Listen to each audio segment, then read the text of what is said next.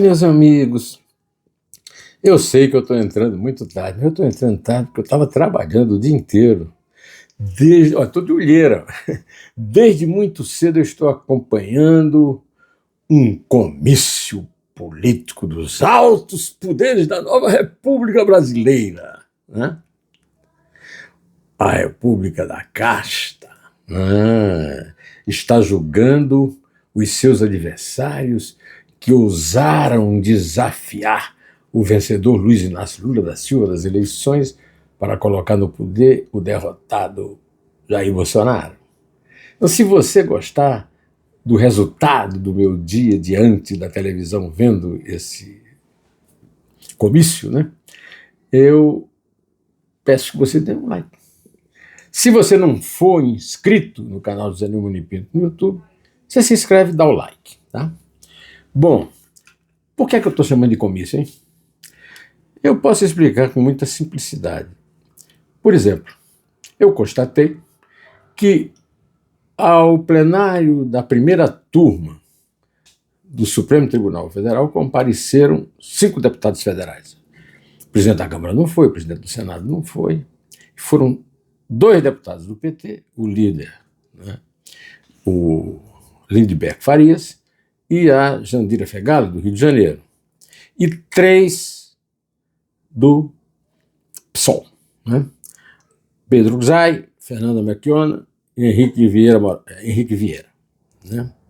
Bom, esses 5 deputados ouviram uma invectiva, né? Introdução, né? um relatório do relator geral da República, Alexandre de Moraes. Então é um dos reis, né? Alexandre de Moraes e o Barroso são os chefões, mais um do que o outro, do Poder Judiciário, e dá um pouquinho de poder aí, uma lambidinha de nada, por Lula no Executivo e o Hugo Mota na presidência da Câmara dos Deputados. Então, ali eles estão cumprindo o dever de tornar mais difícil, se possível, evitar a derrota de Lula na eleição de 2026 a vitória do Lula na eleição de 2026 e a derrota da direita, que agora na Globo não chama mais de extrema-direita, mas chama de direita, e ninguém chama de esquerda, de extrema-esquerda. Né? Pois é, o Alexandre de Moraes tomou a palavra e, como é o manda-chuva mesmo, ele mandou brasa. Né? Ele criticou a impunidade, a omissão e a covardia, que, segundo ele, não são opções para a pacificação. Ele é contra a pacificação. Ele é a favor da paz, mas não da pacificação. Mas ele aproveitou para introduzir algo que lhe interessa, mas não interessa a mais ninguém, nem que estava no julgamento, nem que está no Supremo, por enquanto uns poucos, né? Muito menos nós. Ele aproveitou para insultar, sem citar, Donald Trump, o presidente dos Estados Unidos da América. Tem nada a ver com o Brasil, né? Pois é, mas o Donald Trump resolveu puni-lo por uso excessivo de censura nas redes sociais com a Lei Magnitsky. A Lei Magnitsky andou aí intervindo nas contas do doutor Alexandre, e ele introduziu a bandeira da esquerda, agora para ver se salva a reeleição do Lula, que está difícil, que é a soberania. Então ele se dirige de forma indireta, podia ter dito o nome do Trump, porque o Trump não tem nenhuma ingerência judicial sobre ele, nem sobre a carreira dele, mas ele disse que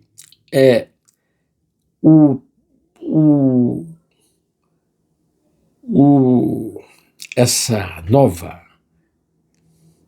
nova atuação do governo Trump no Brasil, né, é uma tentativa de coagir o Supremo Tribunal Federal, do qual ele faz parte, e submetê-lo, aí eu vou colocar entre aspas, ao crivo de outro Estado estrangeiro. Ou seja, soberania, o discurso do Lula, o discurso dos deputados que estavam lá na cerimônia e tudo mais, é esse aí, a soberania, para ver se salva o mandato, a reeleição do mandato do Lula, né? Então ele disse mais: independentemente de ameaças ou acusações ou coações, ignorando pressões internas ou externas. Bom, o ministro Moraes não tem assim uma relação muito amigável também com a língua portuguesa. Ele costuma usar nos textos dele, e usou hoje, a palavra resiliência como se fosse uma espécie de forte resistência. E resiliência quer dizer exatamente o contrário, segundo o dicionário, né? Eu vou resumir o que quer dizer resiliência, para ele, inclusive, deixar de usar de forma errada.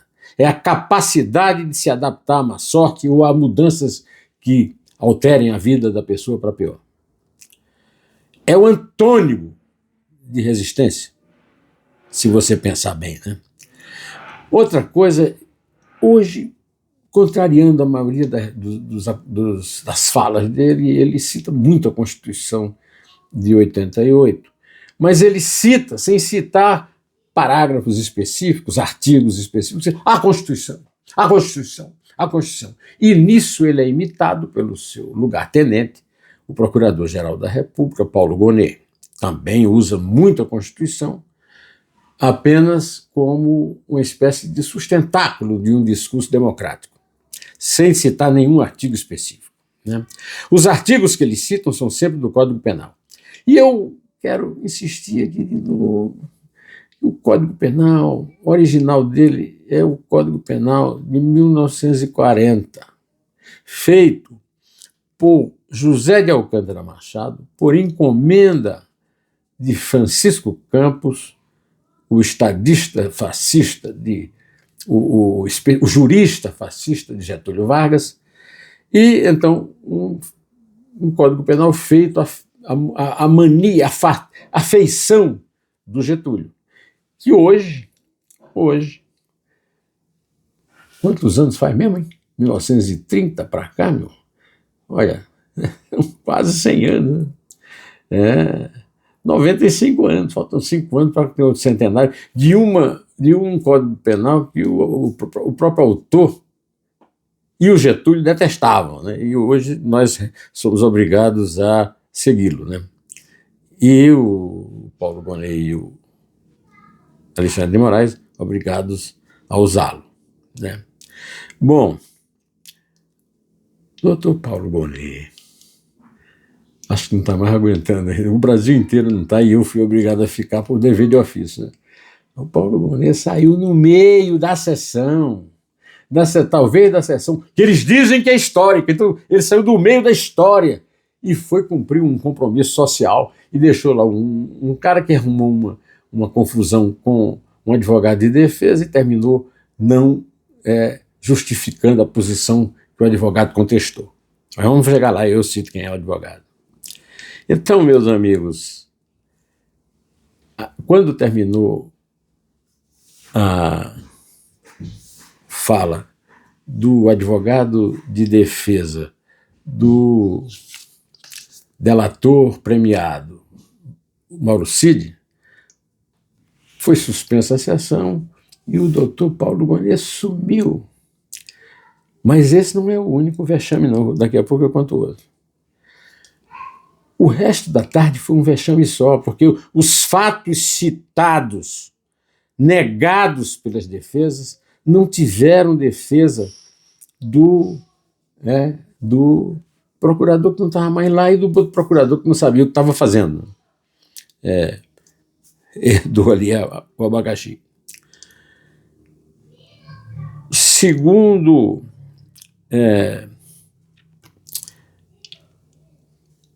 os advogados de defesa, esse golpe aí que está sendo criminalizado é um golpe de saliva, né? o ex-senador Demóstenes Torres fez um elogio geral a todos os membros do Supremo que estavam lá, ao Moraes principalmente, não sei quem, a todo mundo, né? Inclusive a Carmen Lúcia, que foi muito grosseira com outro advogado, o Paulo Sintra, advogado do Alexandre Ramagem, que foi obrigado a ouvir uma aula da dona Carmen Lúcia, aquela que disse que cala a boca nunca mais. E aí honesta todos os calabocas do Moraes. Deu até rime. Pois ela explicou, né, de forma muito grosseira, por Ramagem, que havia uma distinção entre voto impresso e voto auditável. Realmente há, né? Ela, do ponto de vista gramatical, tinha razão, né? Porque o auditável já é, né? Pode ser auditado, mesmo sendo eletrônico. O impresso, não. Eu, pessoalmente, sou contra o voto impresso, porque o voto impresso é atraso, né? O voto impresso, a eleição vai demorar 10 dias e a contagem 2 meses. Mas esqueça isso e registre aí a grosseria da ministra, que usou da sua autoridade para peitar o advogado de um golpista de saliva. O doutor Gonê realmente fez uma saída estratégica, porque os fatos citados na acusação que ele apresentou foram negados pelas defesas. E eu acho que é o seguinte, uma acusação dessa gravidade, um só já inutilizaria todo o processo, toda a investigação e toda a condenação. O advogado do Almirante Garnier, um dos réus, né, um dos 8 réus, ao lado do Bolsonaro e do Walter e do Alexandre Ramagem, né, disse o seguinte: não houve conexão nenhuma com desse tal golpe da saliva com o vandalismo de 8 de janeiro. E essa é a base que o próprio procurador-geral retirante colocou para incriminar Bolsonaro, que não tinha, nem no Brasil estava, na confusão dos vândalos de 8 de janeiro. Ele fez uma defesa muito boa, sobre liberdade de expressão, dizendo o seguinte: todo cidadão, dizendo o óbvio que eu vivo dizendo aqui, todo brasileiro realmente democrata sabe que liberdade de expressão é constitucional, artigo 5º, direito irrefutável, inegável, inviolável do cidadão, de qualquer cidadão, meu, seu e dos réus do Dr. Gonê e do Dr. Moraes. Ele,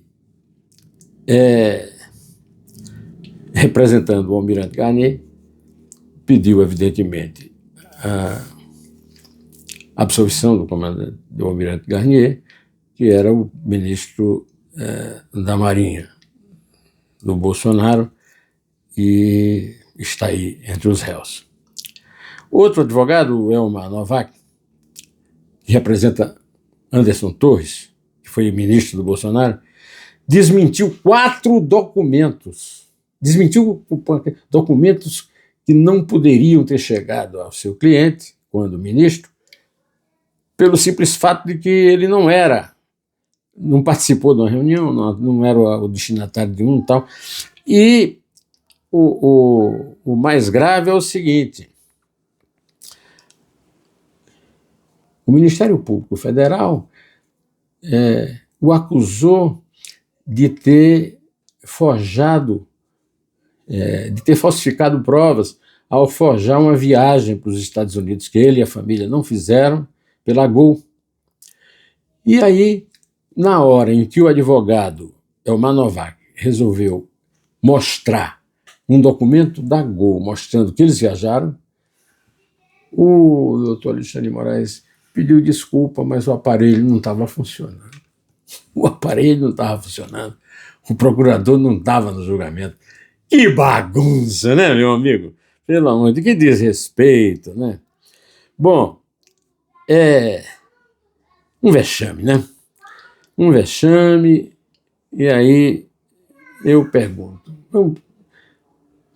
cadê o general Gonçalves Dias? O general Gonçalves Dias dava água para os vândalos lá de 8 de janeiro e não entrou em nenhum desses processos, não era golpista, não, foi nomeado pelo Lula. Cadê ele? Hein? Foi demitido pelo Lula. Lula também não segura nada, né?